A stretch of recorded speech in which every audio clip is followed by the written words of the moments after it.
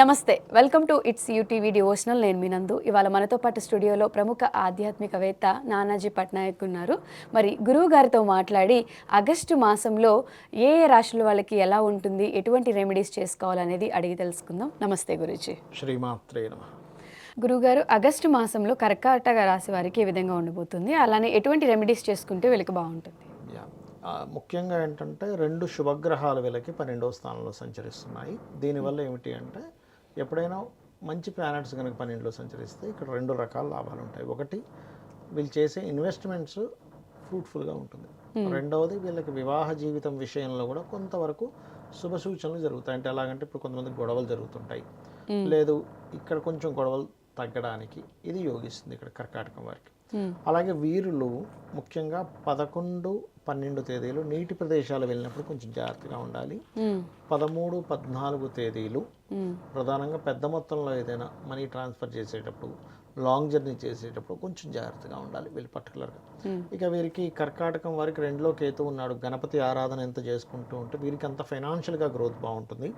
2వ స్థానంలో 2వ అధిపతి రవి 17వ తేదీ మారుతున్నాడు కాబట్టి గవర్నమెంట్ రిలేటెడ్ కాంట్రాక్ట్స్ ద్వారా ధనం రావడము, మెడికల్ రిలేటెడ్, ఆరోగ్యానికి సంబంధించిన ఎనీథింగ్ హెల్త్ రిలేటెడ్ సంబంధంగా ఫైనాన్షియల్ గ్రోత్ అనేటువంటిది ఉంటుంది. ఇంట్లో వాళ్ళు కూడా ఏదైనా ఫైనాన్షియల్గా ఏదైనా గవర్నమెంట్ నుంచి రావాల్సి ఉంటే కూడా ఇంట్లో వాళ్ళకి వస్తుంది. అది అంటే ఇంట్లో కుటుంబ సభ్యులు కూడా ఏదైనా గవర్నమెంట్ రిలేటెడ్ ధనయోగం కలుగుతుంది అనేటువంటిది బలంగా చూపిస్తుంది. వీరికి 3వ స్థానంలో కుజుడు ఉన్నందుకు, కుజుడు పరాక్రమానికి కారకుడు కాబట్టి ఉన్నట్టుగా మాట్లాడడం, కొన్ని డేరింగ్ స్టెప్ తీసుకోవడం కూడా జరుగుతుంది వీళ్ళకి. అలాగే తండ్రి గారి ఆస్తికి సంబంధించినటువంటి విషయంలో ఏవైనా చిన్న చిన్న డిస్ప్యూట్స్ ఉంటే అవి క్లియర్ అవ్వడం అనేటువంటిది బలంగా చూపిస్తుంది. అలాగే సినిమా ఫీల్డ్లో ఉండేటువంటి వారికి కొత్త అవకాశాలు వస్తాయి ఇప్పుడు ఉండేటువంటి సందర్భంలో.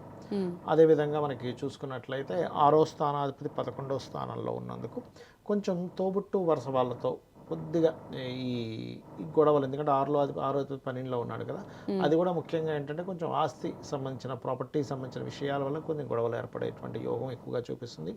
ఇక సంబంధం ఏదైనా గతంలో ఇంక వెళ్ళిపోయింది, ఇది రాదనుకున్నది కూడా వెనక్కి రావడము.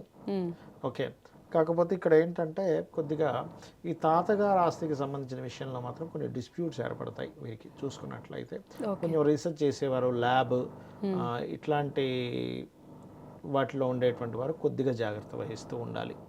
అలాగే కొంచెం జాబ్లో అంటే దశమాధిపతి 3వ స్థానంలో ఉన్నందుకు చేస్తున్నటువంటి ఉద్యోగంలో ఖచ్చితంగా మార్పులు సూచిస్తున్నాయి. అందులో డే షిఫ్ట్ చేసే వాళ్ళు నైట్ షిఫ్ట్కి మారడము ఇటువంటివి కలగనున్నాయి అనేటువంటి చాలా స్పష్టంగా చూపిస్తుంది. దైవ కార్యాల్లోనే ఏదైనా స్పిరిచువల్ రిలేటెడ్, సేవా సంబంధించిన వాటిలో వీళ్ళు పార్టిసిపేట్ చేయడం వల్ల మంచి పేరు ప్రఖ్యాతలు కూడా తెచ్చుకుంటారు వీళ్ళు. ఓకే గురూజీ. గురువుగారు, ఓవరాల్గా అన్ని రాశుల వాళ్ళకి ఏదైనా ఈక్వల్ రెమెడీస్ చేసుకునేది ఏమైనా చెప్పగలరా? చెప్తానమ్మా. ఇంకోటి ఏంటంటే రెమెడియల్ చేసేటప్పుడు కూడా చాలామందికి ఫలితాలు రావు. దానికి కూడా కారణం ఏంటో చెప్పి నేను మీకు చెప్తాను. ఇప్పుడు రాశి కొంతమందికి తెలుస్తుంది, కొంతమందికి తెలియదు. వారు కూడా దీన్ని పాటించవచ్చు. ఒకటి, ఫైనాన్షియల్గా బాగా ఇబ్బంది ఉంది అనుకోండి, వాళ్ళు గనక మనస్ఫూర్తిగా ఓం సంపత్కరీ సమారూఢ సింధుర వ్రజసేవితాయే నమః గనక రోజు 45 నిమిషాలు చేయగలిగితే 100% వారికి అమ్మవారి అనుగ్రహంతో ఫైనాన్షియల్ గ్రోత్ పెరిగి తీరుతుంది. అందులో ఎటువంటి సందేహం లేదు. దీనికి రూపాయి ఖర్చు లేదు దీనికి. ఓకే, అంటే చాలా మందికి జాతకాలు కరెక్ట్గా తెలియవు కాబట్టి అందరూ ఇది ఈక్వల్గా చేసుకోవచ్చు. ఇంక ఇదేంటంటే ప్రకృతి లాంటిది. ఇప్పుడు ప్రకృతి సూర్య భగవానుడు ఎండ ఒకరికి తక్కువ, ఒకరికి ఎక్కువ, ఇప్పుడు అందరికీ ఈక్వల్గా ఎలా ఇచ్చేస్తాడు, ఇది కూడా అంతే. ఓకే, అప్పులు ఉన్నాయి, ఓం అపర్ణాయే నమః. లేదు హెల్త్ ఇష్యూస్ ఉన్నాయి, ఓం సర్వవ్యాధి ప్రశమనై సర్వమృత్యు నివారిణి అగ్రగణ్య అచింత్య రూప కలికల్మషనాశిని నమః. ఇలా చేసుకోవచ్చు. అయితే ఇక్కడ ఏంటంటే ఫస్ట్ ఆఫ్ ఆల్ మిస్టేక్ ఎక్కడ జరుగుతుంది, ఎందుకు పూర్తి స్థాయిలో రావు కొంతమందికి అంటే అనుమానంతో మొదలు పెడతారు. ఈ నామం చేసుకుంటే అవుతుందా? ఇక్కడ ఏంటంటే దేవత మంత్రాధీనం, మంత్ర ఆధీనంలో దేవత ఉంటుంది కాబట్టి మనం మంత్రాన్ని కనుక చేస్తూ ఉంటే దేవతా దర్శనం జరుగుతుంది, దేవతా సంబంధించింది వస్తుంది. ఇక్కడ చాలామందికి సందేహం ఏంటంటే, సరే మంత్రం చేసుకుంటే దేవత వస్తుంది, నన్ను ఎందుకు ఉద్ధరించాలనిపిస్తూ ఉంటుంది. మీరు కనుక మహాభారతం చూసుకుంటే మహాభారతంలో ఒక మంత్రం చదువుతుంది కుంతీదేవి. సూర్యభగవానుడు ప్రత్యక్షం అవుతాడు. ప్రత్యక్షమై నేను ప్రత్యక్షమయ్యాను కదా, నీకు పిల్లల్ని ఇవ్వాలి, నా పని అది. అంటే దేవత ఇదేంటంటే తన యొక్క ఏదైతే తను ఇవ్వాలనుకుంటుందో తను ప్రత్యక్షమైతే ఇచ్చేస్తుంది. మంత్రం సిద్ధిస్తే కూడా అంతే. ఒక ఇంకోటి లలితా సహస్రనామాలు ఇప్పుడు నేను ఏమైతే చెప్పానో ఇవన్నీ కూడా అపౌరుషములు అంటారు. అంటే ఎవరో రాసినవి కావు ఇవి. అమ్మవారిలో నుంచి 8 కిరణాలు బయటికి వచ్చి ఆ 8 కిరణాలు వసిన్యాది వాగ్దేవతలుగా ఆ యొక్క నిండు సభలో చెప్పడం జరిగింది.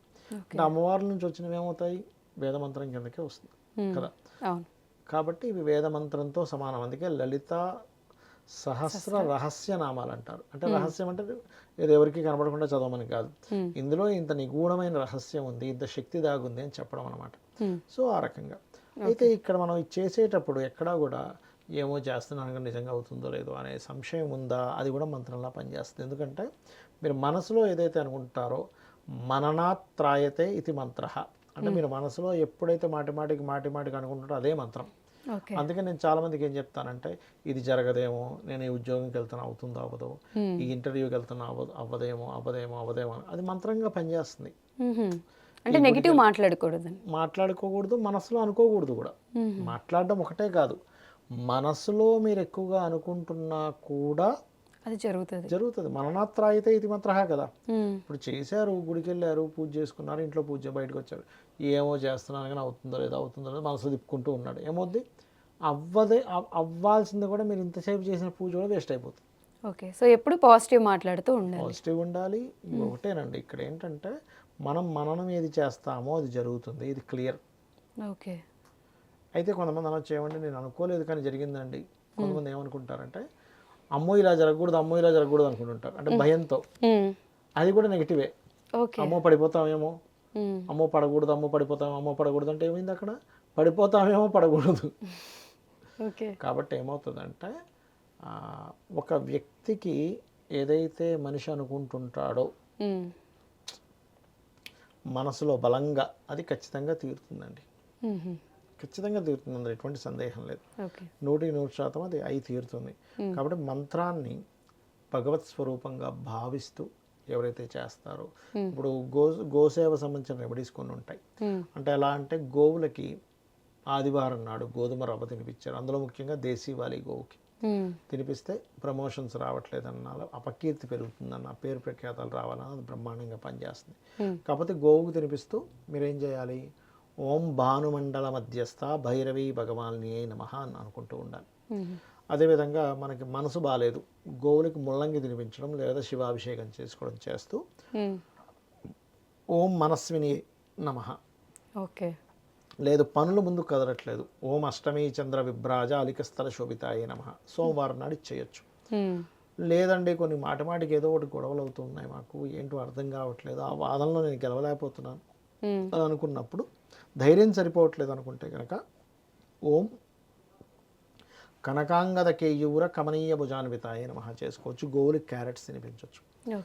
అలా కాదు విద్యా సంబంధించిన విషయంలోనూ వ్యాపార విషయాల్లో బాగా అనుకూలించట్లేదు అని అనుకున్నప్పుడు గోవులకి మనకి గోంగూర లాంటి పదార్థాన్ని తినిపించి ఓం ఇంద్రగోప పరిక్షిప్త స్మరతూనాభజంగికాయే నమః చేసుకోవచ్చు.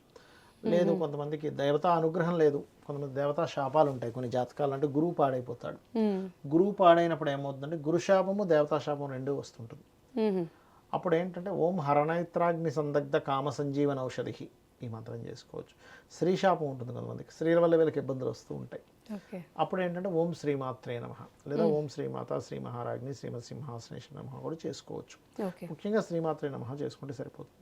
శని దోషాలు ఉంటాయి కొంతమందికి, అంటే శని దశ బాగోదు, ఏళ్ళనాడు శని, అర్ధాష్టమ శని, అష్టమ శని, శని అనుకూలత లేకపోవడము, శని సింగిల్గా ఉండడం, కేవలం యోగంలో శని ఉండడం జరుగుతూ ఉంటుంది.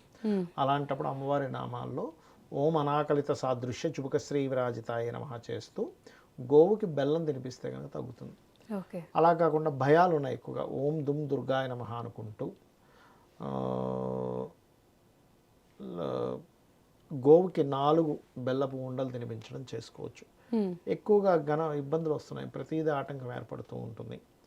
కామేశ్వర ముఖాలోక కల్పిత శ్రీ గణేశ్వర అనే నామం చేస్తూ గోవు గరహసం తినిపించడము, అదే గోశాల్లో కూర్చొని ఓం కామేశ్వర ముఖాలోక కల్పిత శ్రీ గణేశ్వర చేసుకుంటూ ఉంటే ఆటంకాలన్నీ కూడా తొలగుతాయి.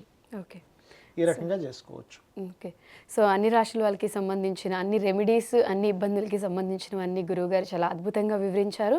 మీలో ఎవరికైనా పర్సనల్గా గురువుగారితో మాట్లాడాలన్నా, ఆయనతో ఏదైనా అడిగి తెలుసుకోవాలన్నా కింద స్క్రీన్ పైన ఆయన నంబర్ అయితే స్క్రోల్ అవుతుంది, దానికి కాంటాక్ట్ చేయొచ్చు. ధన్యవాదాలు గురూజీ. శ్రీమాత్రే నమః.